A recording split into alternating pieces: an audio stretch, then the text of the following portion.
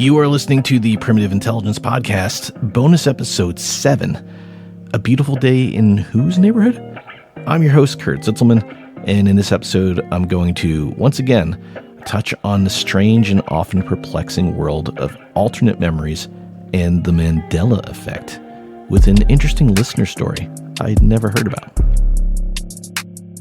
In case you're not familiar, the Mandela effect refers to a phenomenon where a large group of people remember an event, fact, or detail differently from how it actually occurred.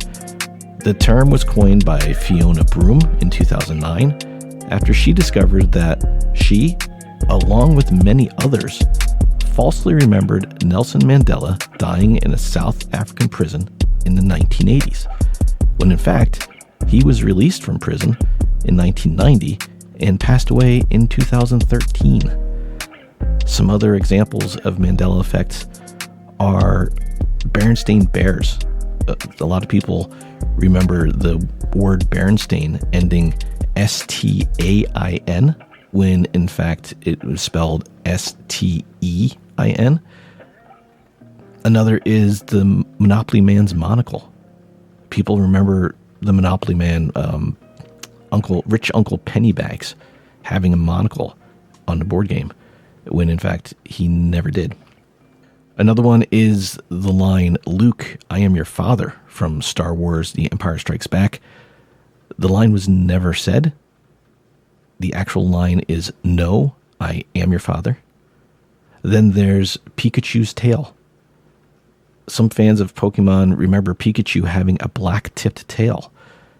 In reality, Pikachu's tail is completely yellow with no black tip.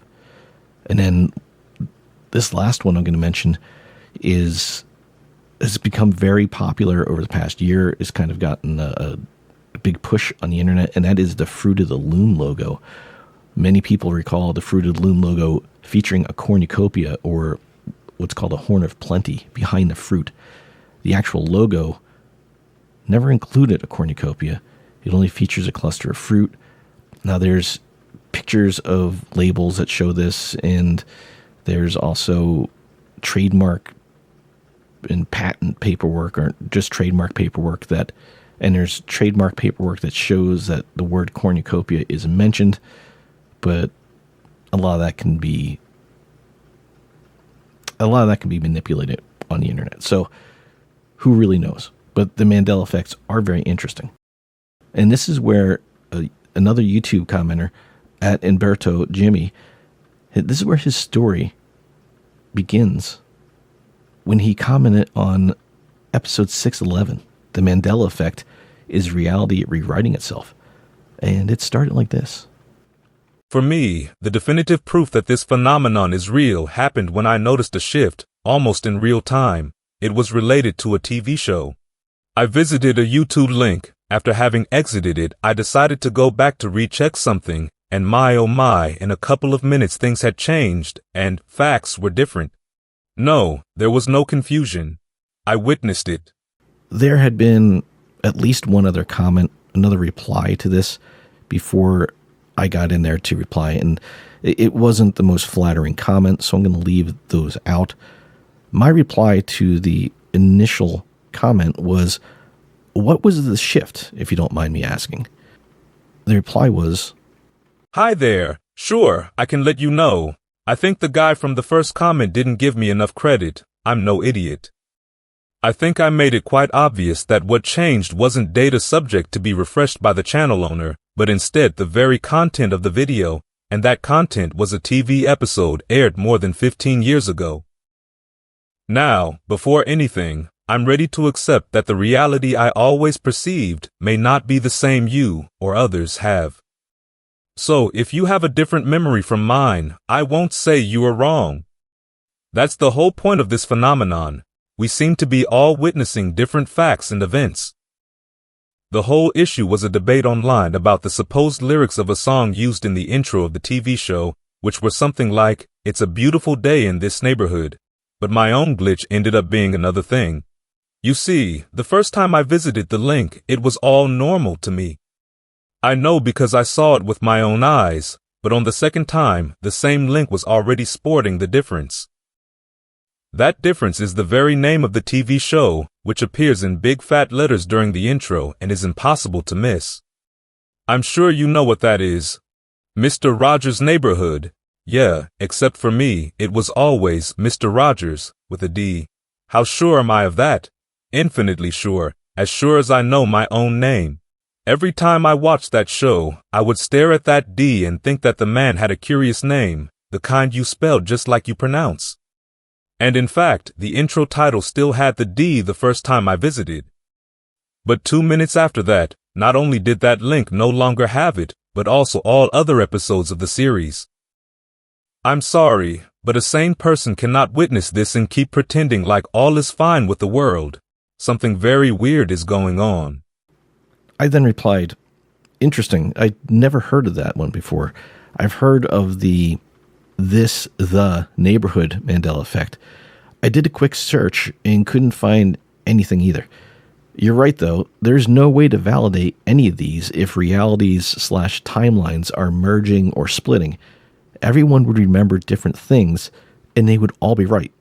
Thanks for sharing your experience. No problem. My pleasure. In any case, just to be sure, let's keep an eye on this comment thread. You see, not long ago, I shared this story with another YouTuber. He too remembered the D. In fact, he didn't even believe me at first. He had to check, and was so astonished with the change that he made a whole video about it. But in less than 24 hours, that video disappeared, and I haven't seen any other videos posted by him so far. I don't think he deleted it, since he was so fascinated with the case. To this day, I wonder what went on, or who did we bother? The most common Mr. Rogers' Neighborhood Mandela effect involves the famous opening song of the TV show, Mr. Rogers' Neighborhood, as was mentioned in one of Umberto Jimmy's comments. Many people remember Fred Rogers singing the line, "It's a beautiful day in the neighborhood," at the beginning of each episode. However, the actual lyrics are, "It's a beautiful day in this neighborhood." Now, this discrepancy between memory and reality has puzzled many fans who vividly recall the former version. I know I do, making it a classic example of the Mandela effect. The line, as it is often remembered, was also reinforced by various parodies and references in popular culture, which may contribute to the widespread false memory. So the Rogers versus Rogers iteration, I had never heard of. I looked around the internet for a while, trying to find others who may have had this memory, but I haven't found anything yet. Have you heard of this one? Is this something that you remember? Mr. Rogers being spelled Rodgers?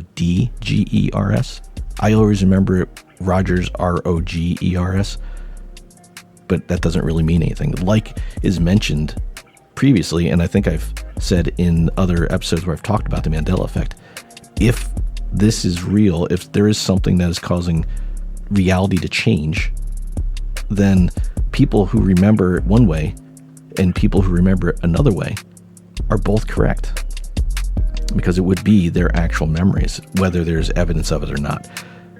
Simulation theory, Mandela effect, are we living in a matrix? All these kinds of things are very hard to prove or disprove, just simply due to the nature of the phenomenon.